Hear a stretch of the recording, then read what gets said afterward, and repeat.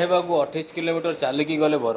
ରାୟଗଡ଼ା ଜିଲ୍ଲା କଲ୍ୟାଣ ସିଂହପୁର ବ୍ଲକ ସୁନାଖଣ୍ଡି ପଞ୍ଚାୟତର ପାତ୍ରିପେଡ଼ା ଗାଁର ଯୁବକ ବାହା ହେବାକୁ 28 କିଲୋମିଟର ଚାଲି ଚାଲି ଯାଇଥିବା ଦେଖିବାକୁ ମିଳିଛି।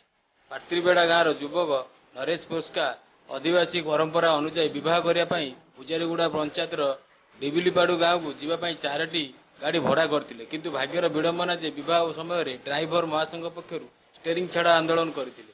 ସେହି ସମୟରେ ଉକ୍ତ ଅଞ୍ଚଳର ସମସ୍ତ ଡ୍ରାଇଭରମାନେ ମଧ୍ୟ ଆନ୍ଦୋଳନରେ ସାମିଲ ହୋଇଥିବାରୁ ଗାଡ଼ି ନ ନେଇଥିଲେ, ଯାହାଫଳରେ ନରେଶଙ୍କ ବିବାହ ଯୋଗ ଗଡ଼ିଯିବ ବୋଲି ଗୁରୁବାର ସନ୍ଧ୍ୟା 6 ଘଣ୍ଟାରେ ଗାଁରୁ ବାହାରି ପ୍ରାୟ 28 କିଲୋମିଟର ପରିବାର ଲୋକେ ନରେଶଙ୍କ ବିବାହ ବନ୍ଧୁବାନ୍ଧବ ସମସ୍ତେ ମିଳିମିଶି ଚାଲି ଚାଲି କନ୍ୟାଘର ପୂଜାରୀଗୁଡ଼ା ପଞ୍ଚାୟତରେ ଡିବିଲିପାଡୁ ଗାଁରେ ଭୋର 3ଟା ସମୟରେ ପହଞ୍ଚିଥିଲେ।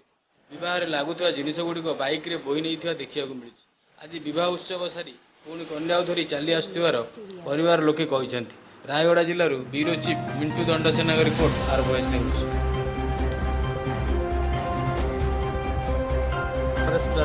मोबाइल ये होती बोले आम 28 किलोमीटर चल चलिक आसचु। कौन पर चलते तो आसु ना आम 4टा बुलेट बुकिंग करूँ ड्राइवर जुगा आसुना गाड़ी कुटुंब चल चलिक आउ 6टारे बाहर राति 3टारे पहुँचलु। असुविधार मुख्य कारण हूँ गाड़ी वाला का कौन ड्राइवर माने